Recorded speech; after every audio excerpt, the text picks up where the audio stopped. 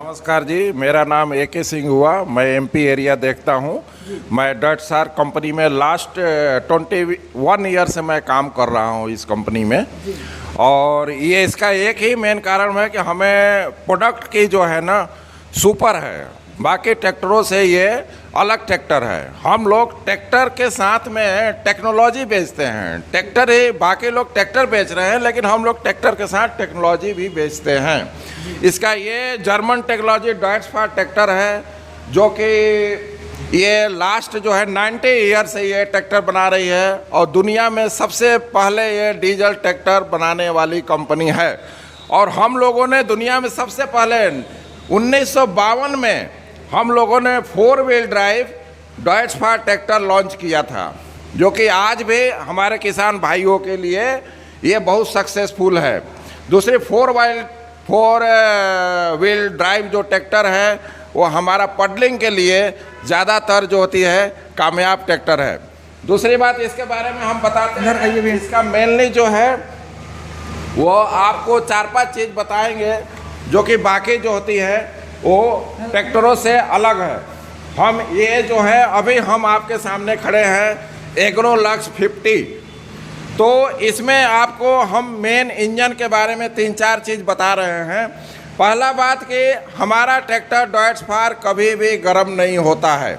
उसका मेन कारण है इसमें पैरेलल कूलिंग सिस्टम लगे हुए हैं, जो कि इंडिविजुअल सिलेंडर में, हर एक सिलेंडर में जो है अलग अलग वाटर इसमें सप्लाई होता है, जिससे कि हमारा जो है तीनों में टेम्परेचर जो है तीनों सिलेंडरों में एक समान होता है और गर्म होने का कोई चांसेज नहीं रहता है।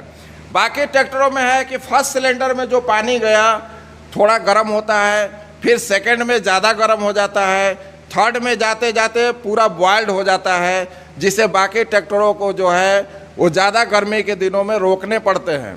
लेकिन डॉयट्सफार एक ऐसा ट्रैक्टर है जो कि 24 घंटे चलाइए कभी भी गर्म होने का नाम नहीं लेता है। दूसरा है कूलिंग सिस्टम का, हम लोग ऑयल जेट इसमें लगाए हुए हैं, जो कि ईवी जो है कूलिंग में हमारा सपोर्ट करता है।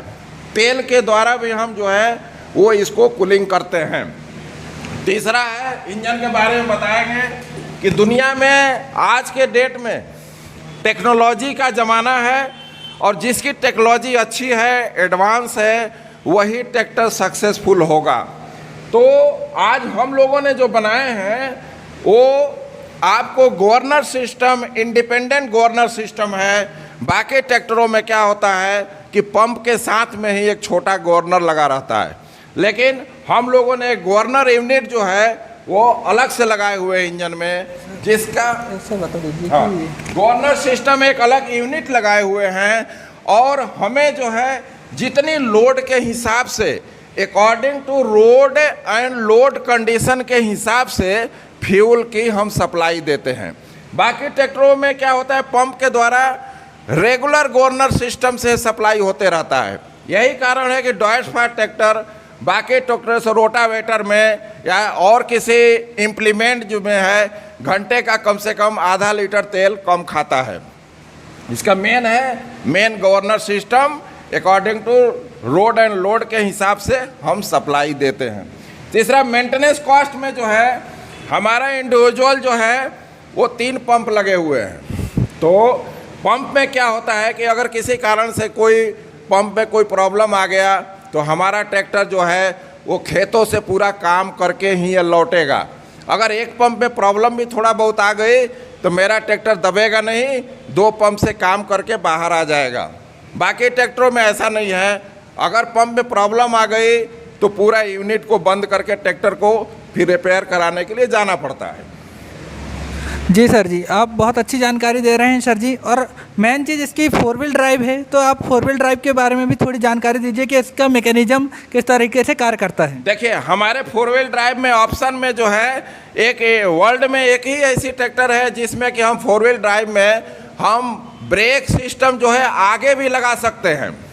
बाकी ट्रैक्टरों में ऐसा कोई नहीं है 4 व्हील ड्राइव बनाया है जिसका कि ब्रेकिंग सिस्टम जो है वो आगे में भी होता है। और 4 व्हील ड्राइव में हम टायर अकॉर्डिंग टू कंडीशन के हिसाब से, सॉइल के कंडीशन से हिसाब से हम जो है इसमें टायर का सिलेक्शन करके जैसा कस्टमर चाहता है उस हिसाब से हम चौड़े टायर BKT के भी देते हैं और अपने इस टायर में MRF के भी टायर हम देते हैं। जैसी रिक्वायरमेंट होती है कस्टमर की उसके हिसाब से हम लोग ये आगे वाले टायर को सप्लाई हम लोग देते हैं। जी सर, सभी 4 व्हील मॉडल में डिस्क ब्रेक आते हैं क्या सामने सर? नहीं, डिस्क ब्रेक जिसको ऑप्शनल में आता है, जिसको नहीं चाहिए वो ब्रेक हम लोग नहीं देते हैं, लेकिन जिसकी रिक्वायरमेंट है ब्रेक की, कोई अगर ढाल पर जा रहा है या ट्रॉली वर्क का रेगुलर वर्क है तो उसमें हम लोग जैसे रिक्वायरमेंट है कस्टमर के उसके हिसाब से हम लोग सप्लाई देते हैं। जी सर, और इसकी और विशेषता बता दीजिए। ये ब्रेक वगैरह की, ये गियर वगैरह के बारे में जानेंगे हम सर। पहले अब इसके अनुसार एक एक क्रम में हम बता रहे हैं। ब्रेक सिस्टम जी, हमारा एक मास्टर सिलेंडर ऐसा यूनिक ब्रेक है जो कि यू फॉर्म में बना हुआ है। किसी कारण से एक मास्टर सिलेंडर अगर मेरा खराब हो जाता है तो इसका दूसरे में तेल जा करके ब्रेक यूनिट में किसी तरह की कोई प्रॉब्लम नहीं हो सकती है, दोनों ब्रेक एक साथ काम करेगा। बाकी ट्रैक्टरों में ये जो है सिस्टम नहीं बना हुआ है जो कि एक सिलेंडर अगर ख़राब हो गया तो ब्रेक काम करना बंद कर देता है, लेकिन हमारे में यू ट्यूब के कारण जो होती है, एक यू ट्यूब ऐसी बनी होती है कि एक सिलेंडर अगर ख़राब हो गया मास्टर सिलेंडर तो दूसरे में तेल जाके ब्रेक मेरा पूरा दोनों काम करते रहता है।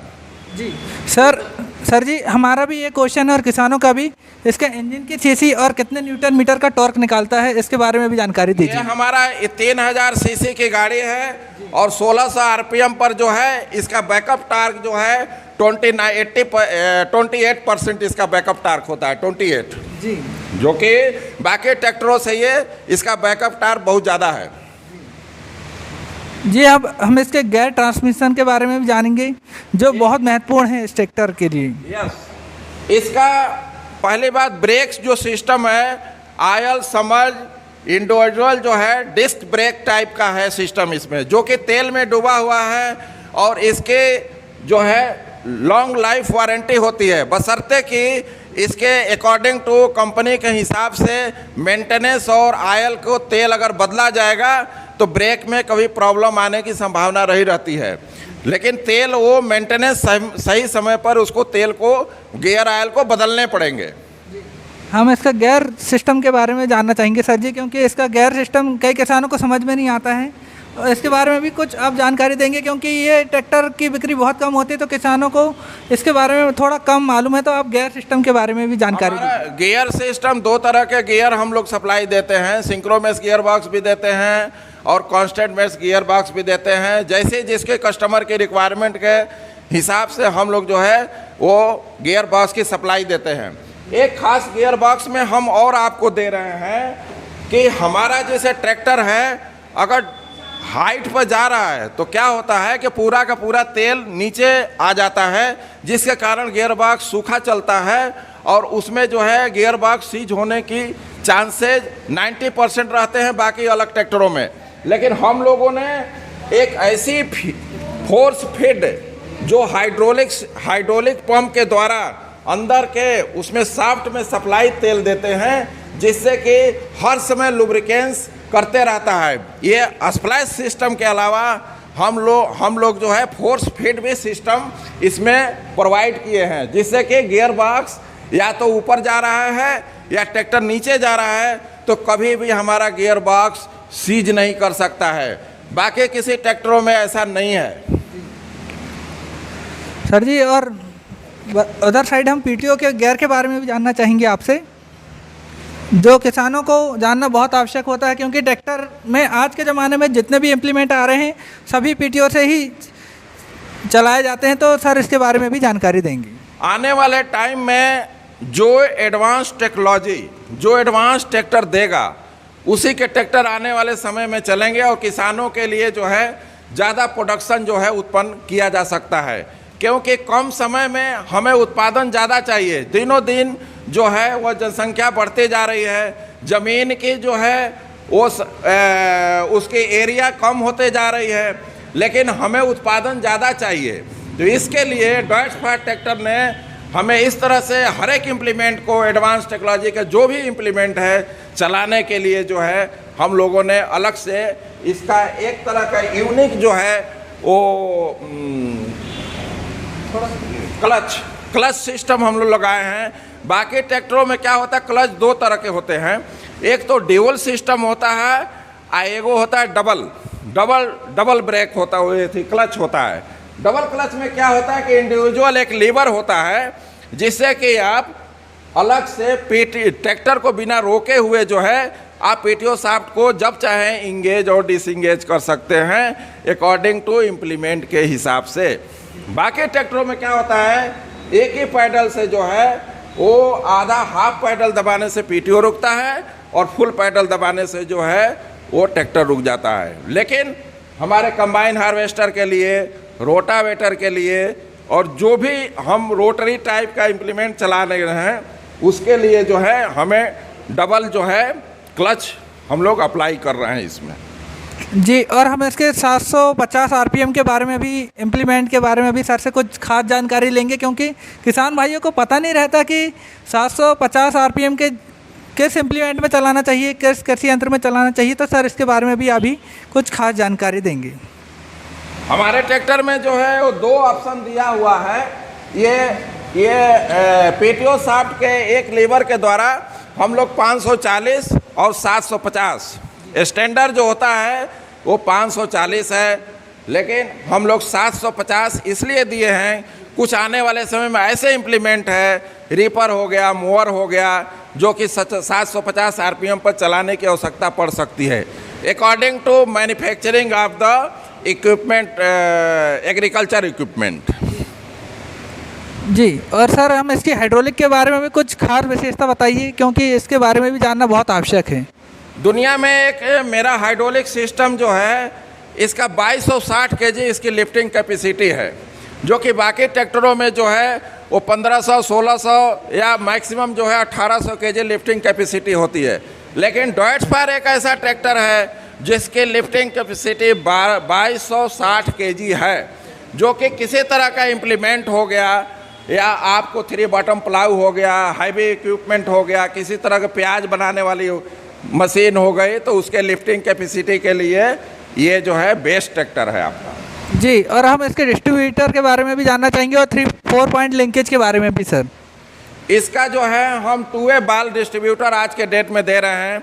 इसका फ़ायदा ये है कि जब हम एमबी प्लाऊ या रिवर्सेबल एमबी प्लाऊ चलाते हैं या किसी तरह का ट्रॉली, बैकहो, लोडर, डोजर, उसमें जो है इस बाल्व का यूज पड़ता है। दूसरी बात, इसकी सर्विस डॉयट्सफायर ट्रैक्टर की इतनी ईजी है कि 4 बोल्ट खोलिए और डिस्ट्रीब्यूटर को इसको निकाल के बाहर कर सकते हैं। बाकी ट्रैक्टरों में क्या होता है, पूरा सीट खोलो, पूरे इसके हाउसिंग को ऊपर करो, निकालना पड़ता है, जिससे कारण काफ़ी मेहनत पड़ती है। लेकिन इसकी सर्विस जो है बहुत इजी वे में हम डिस्ट्रीब्यूटर 4 बोल्ट खोल करके इसकी सर्विस हम कर सकते हैं इजी वे में।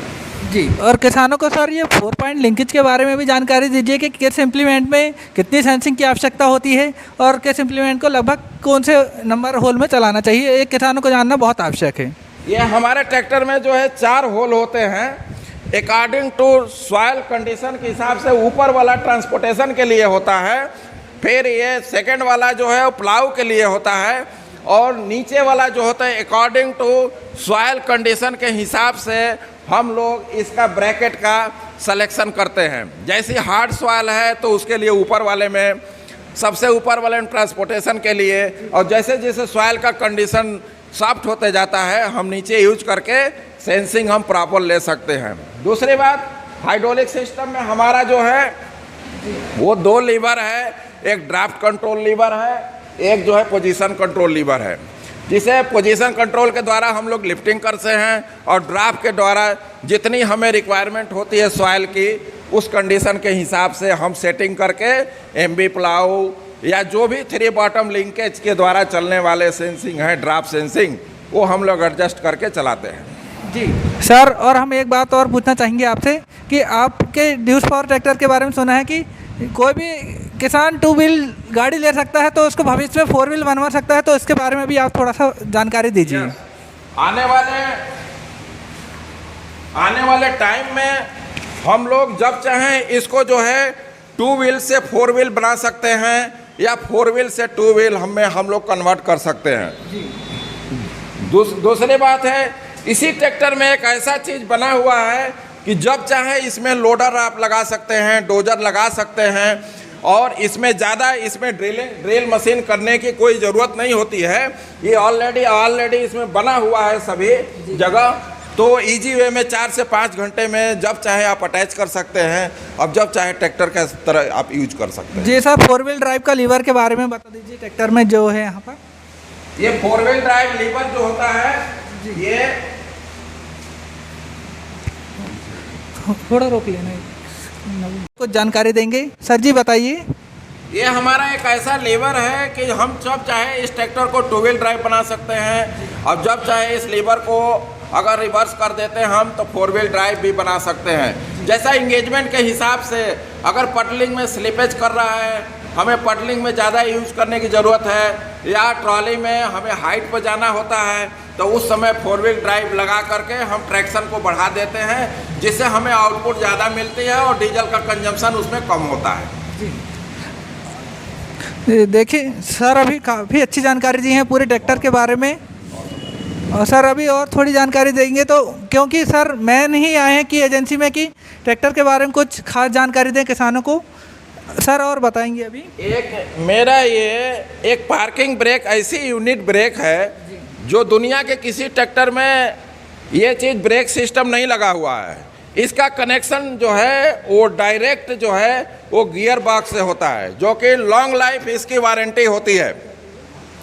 ये जो है बाकी ट्रैक्टरों में क्या होता है कि किसी कारण से मेन ब्रेक का कोई पिन टूट गया और मेन ब्रेक फेल हो गया, तो ट्रैक्टर अगर हाइट पर जा रहा है या डाउन में जा रहा है तो उसमें ज़्यादा लुढ़कने की संभावना होती है। लेकिन डॉयच फायर एक ऐसा ट्रैक्टर है कि मेन ब्रेक फेल हो जाने के बाद में भी ये पार्किंग ब्रेक लगा देने पर ट्रैक्टर वहीं रुक जाता है, जिससे किसी तरह के ट्राले या किसी तरह हाइट में आप जाते हैं दुर्घटना से हम बच सकते हैं।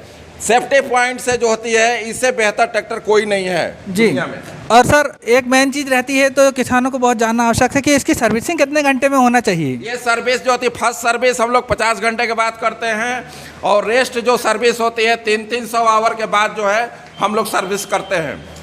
और सर इसके डिफरेंशियल लॉक के बारे में भी बता दीजिए आप, कि किसानों को बहुत जानना आवश्यक होता है कि इसका यूज़ किस प्रकार से किया जा सकता है। मेनली डिफरेंशियल का देखिए यूज हम लोग जो है उस समय किया जाता है जब एमबी प्लाऊ चलता है। एमबी प्लाऊ में क्या होता है कि एक फरो जो होता है ट्रैक्टर का वो डाउन में चला जाता है और दूसरा हाइट पर रहता है, जिससे ट्रैक्टर जो होती है एक चक्का जो डाउन में रहता है वो स्लिप करता है, जिससे कि फ्यूल कंजम्पशन बढ़ जाती है। लेकिन हम डिफरेंशियल लॉक लगा देने से दोनों यूनिट चक्के सेम स्पीड में घूमने से हमारा स्पीड बढ़ जाता है और हमें फ्यूल कंजम्पशन से इससे राहत मिलती है। जी, और सर हमारा एक क्वेश्चन है कि किसानों को ध्यान रखना चाहिए कि रेडिएटर के बारे में और कूलेंट के बारे में भी आप कुछ जानकारी देंगे। हमारे देखिए कायदे से जो होती है, अगर समय समय पर रेडिएटर में कूलेंट अगर बदलते रहे तो ये मैं कह रहा हूँ 15 साल तक हमारा रेडिएटर ख़राब होने का कोई चांस ही नहीं है। लेकिन समय पर इसमें कूलेंट इसमें डालने पड़ते हैं। जी, और सर एक क्वेश्चन है हमारा कि किसान लोग इसमें पानी का यूज़ करते हैं, तो इसके बारे में किसान के पास कभी कूलेंट की नहीं रहता है या ख़त्म हो जाता है खेत वगैरह में, तो पानी डाल लेते हैं, तो फिर उनको बाद में कूलेंट रिफ़िल कर लेना चाहिए क्या नहीं? यस, रिफिल देखिए जितना आप सेफ्टी रखेंगे, अगर कूलेंट मैक्सिमम आप यूज करेंगे उसकी लाइफ उतनी बेहतर होगी। और अगर पानी यूज करेंगे तो रस्टेड की संभावना किसी भी ट्रैक्टर में हो सकती है। लेकिन आप लोग से अनुरोध है कि हमें जो है इसमें कूलेंट ही यूज करना चाहिए, जिससे इसकी लाइफ ज़्यादा होगी। जी सर जी आपने बहुत अच्छी जानकारी दी है, इसके लिए हम आपको बहुत बहुत धन्यवाद करते हैं। सर जी इसी तरह से किसानों को आप जानकारी देते रहिए और इसी तरह के हम वीडियो भी लाते रहेंगे एम्पीरियल फार्मिंग में। आपने बहुत अच्छी जानकारी दी है, इसके लिए हम आपको बहुत बहुत धन्यवाद करते हैं। धन्यवाद जी, थैंक यू। सर जी अभी और कुछ जानकारी देंगे, तो सर जी से अभी जानकारी लेंगे कि क्या बताना चाह रहे हैं और ट्रैक्टर के बारे में खास जानकारी। हमारे ट्रैक्टर में जो है वो जो डॉयच फायर ट्रैक्टर बनाया है कंपनी ने, वो सेफ्टी व्यू से बहुत ज़्यादा अच्छा बनाया है। इसका मेन कारण है कि किसान भाइयों के जो घर पर अगर ट्रैक्टर जाता है और खुदा ना खास्ते कोई इम्प्लीमेंट जोड़ करके ट्रैक्टर को लोग क्या करते हैं ऊपर उठा करके छोड़ देते हैं, जिससे कि बाद में जो है वो ट्रैक्टर बंद करके लोग किसान चले जाते हैं और इम्प्लीमेंट जो होती है उठा रह जाता है। तो उनके क्या होता है, कभी कभी बच्चे आकर के उस पर खेलते हैं और किसी कारण से अगर लीवर पोजीशन कंट्रोल लीवर नीचे चला गया है, ड्राफ्ट कंट्रोल लीवर नीचे चला गया, तो इम्प्लीमेंट पूरा नीचे गिर जाता है और उसके साथ जो भी बच्चे रहते हैं उनको जो है दुर्घटना हो सकता है। तो सेफ्टी व्यू से हमारा ट्रैक्टर में, मेरा ट्रैक्टर जब तक चालू नहीं होगा तब तक हमारा इम्प्लीमेंट जो है वो गिर नहीं सकता है। तो ये सेफ्टी व्यू से हम बता रहे हैं आपको। सर और एक और टेक्नोलॉजी के बारे में जानना चाहेंगे, ये रिम के बारे में भी बताइए आप कि रिंग अभी पहले थोड़ा बीच में आते थे ट्रैक्टर में, हमने देखा था शायद, तो अब ये थोड़ा अंदर कर दिए हैं, तो इसके बारे में भी थोड़ा जानकारी दी। जो है हमारा रेम जो है, ये ट्रैक्टर का रेम जो है हम 42 इंच से लेकर के 76 इंच तक बढ़ा सकते हैं अकॉर्डिंग टू जो है वो रोड के हिसाब से।